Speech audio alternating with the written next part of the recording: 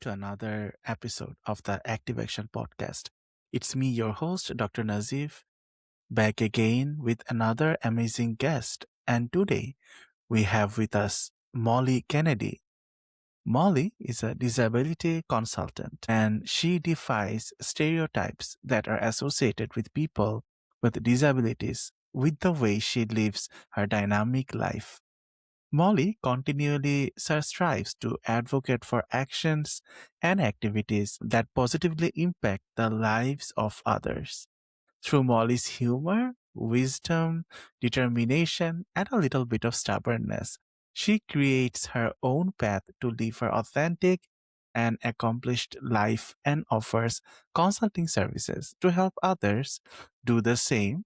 At Molly, good evening, Molly. How are you doing this evening? Good evening, Doctor. I'm doing great. Thank you. That's so wonderful. So, do you want to introduce yourself a bit to our audiences apart from what I said? I'm Molly Kennedy. I live in the San Diego area in California. I grew up in California. I was part of a big Catholic Irish family. My parents, I had 6 siblings. So I had to learn early how to advocate for my family with all my siblings. I moved to the Bay Area where I got my bachelor's degree, my master's degree, and I worked up there for 18 years. The topic for today's podcast is being a leader through self advocacy.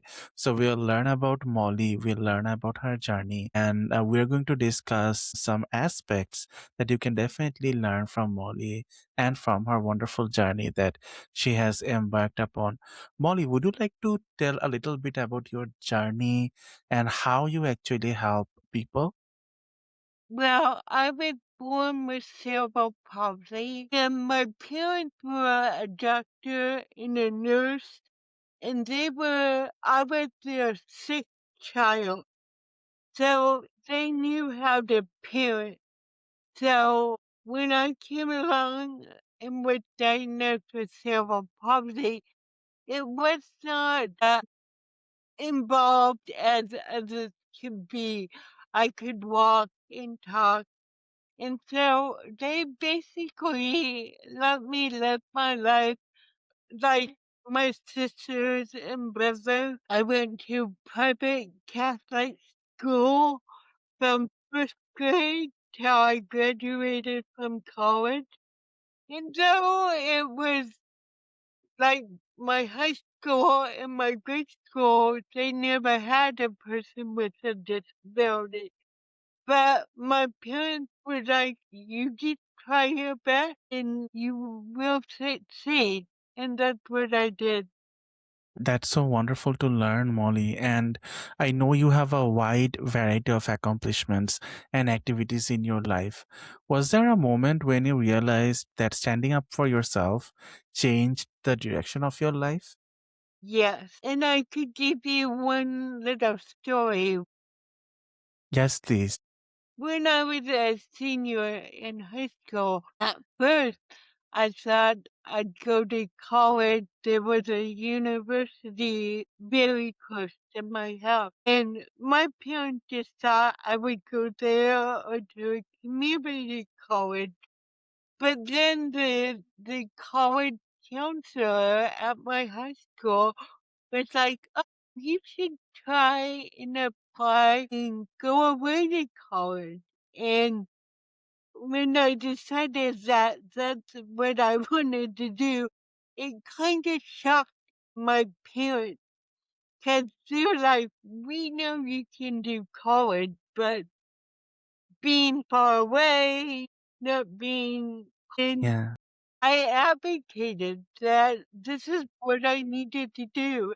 I needed to get a college degree, but B, more or just as important, I need to learn to be on my own and to be independent and not rely on my parents like I did growing up. And I thought Right. this was a good way to do it.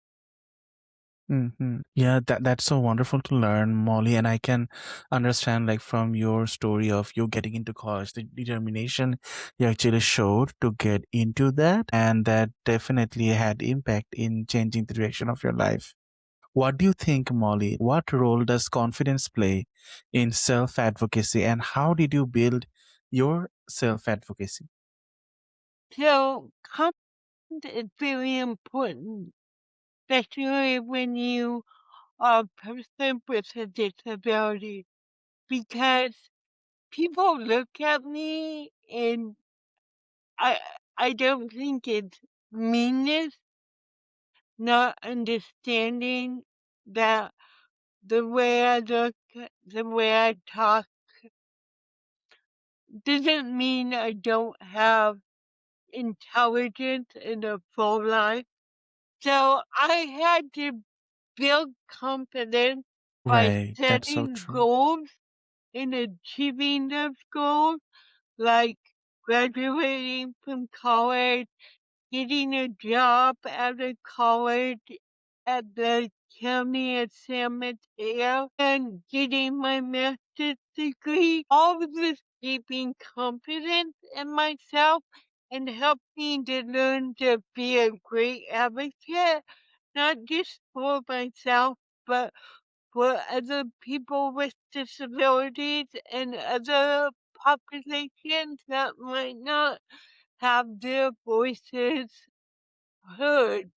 I want to work with them to say, you have every right to have your voice heard. Thanks so much, Molly. And I do agree with you. Like there are stereotypes in our society where they look at people who have disability like in a different eye. But I myself, I have members in my family who have disability and they have outshined us in so many ways. And I see they have a strive to achieve, which even, people who don't have disability don't have that drive.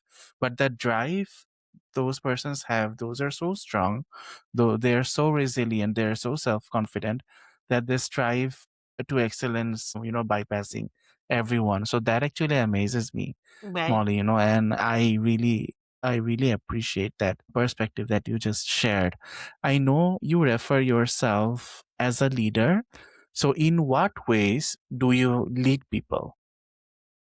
So, first of all, for me to be a leader, I have to be a leader of my own life. And that means, Hmm.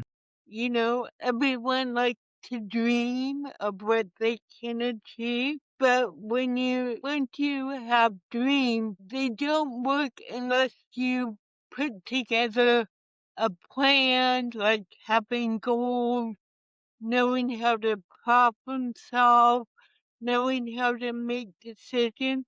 So to be a leader is, you first have to have the ability to lead your life and be in control of your life. And, for people with disabilities, it's harder because everyone wants to quote unquote take care of you.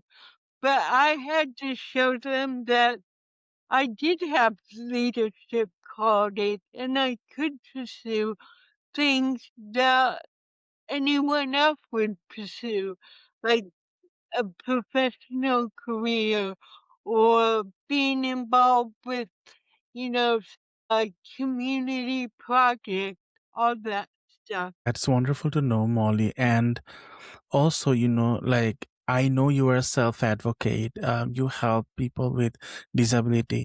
So how do you use your self-advocacy and the leadership skills that you just mentioned to handle setbacks and obstacles? So, like everyone, I have setbacks and obstacles. Some are related to my disability, some are not. I think the first thing is I'm not afraid to fail.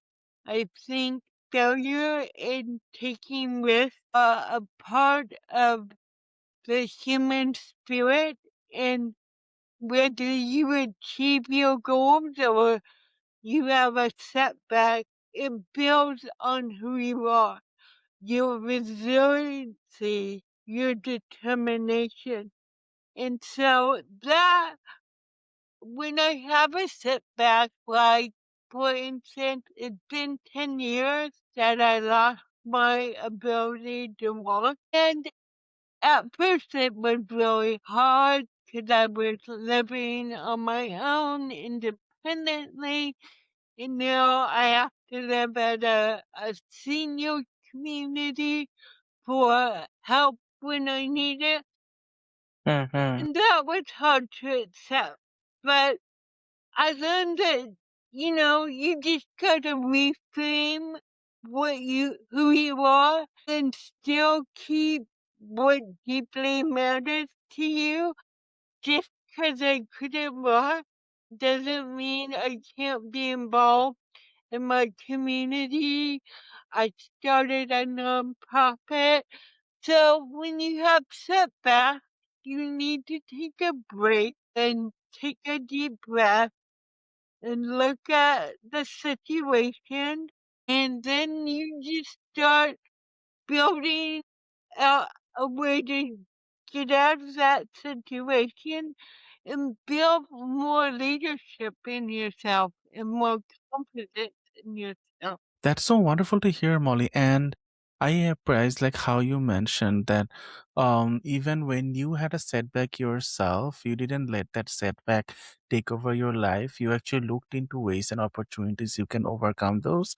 And that is what actually makes you more resilient. It makes you strong because we do learn, from our own incidents. We can actually use that setback and create it as opportunity for building strength, how we can use that setback and how we can leverage that to achieve the things that we want to do in your life. And that is what wonderful you're doing. You used to live alone independently with some of your abilities not able to being work, but that didn't actually stop you. That actually Yeah. strived you to help others who might be going to the same things. Have a saying that I say, it's not what I overcome, it's what I've become. What would you say to someone who feels their disability limits their ability to dream big? I think everyone has the right to dream and imagine how they like their life to be. And that's no different than people with disabilities. They have a right to dream. I have a right to dream and pursue those. I think we live in a society that doesn't look at people with disabilities as being able to accomplish their dreams.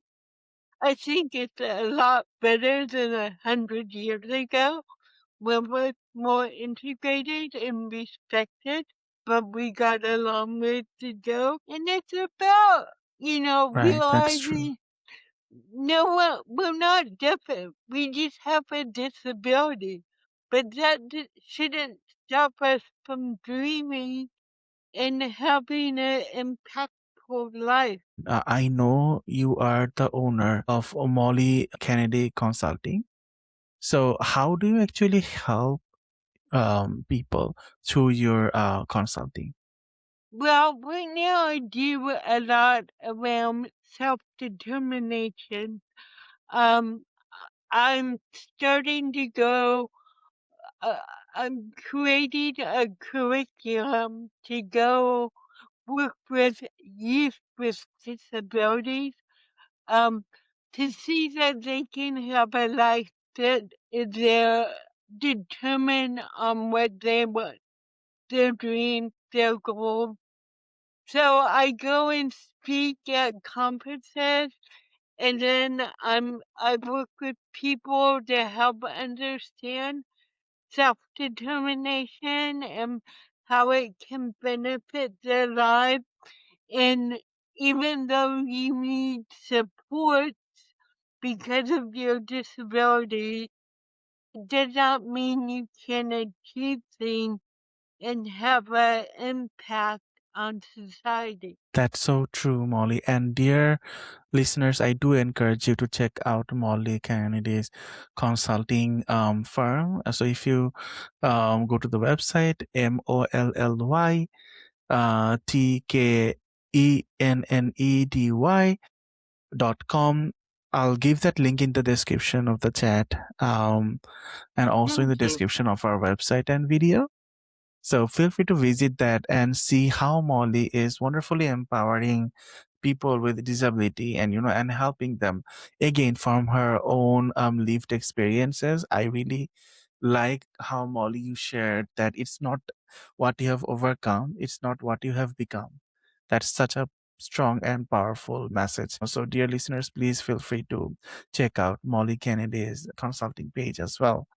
It was very wonderful to have you, Molly Kennedy, today Thank in you, our podcast. Doctor. I appreciate it. I have learned something very valuable from you, is that even though we might have personal setbacks, even though we might face situations that might be difficult, but with enough courage and enough resilience, we can make turn those setbacks into strengths that actually enables us to lead ourselves as well as others from our lived experiences. And that is Yes. something I think our listeners will definitely take away from this podcast. Again, Molly, I thank you so much for joining the podcast, and I wish Thank you all the you. best with your future all endeavors. Have a good day. Have a good day.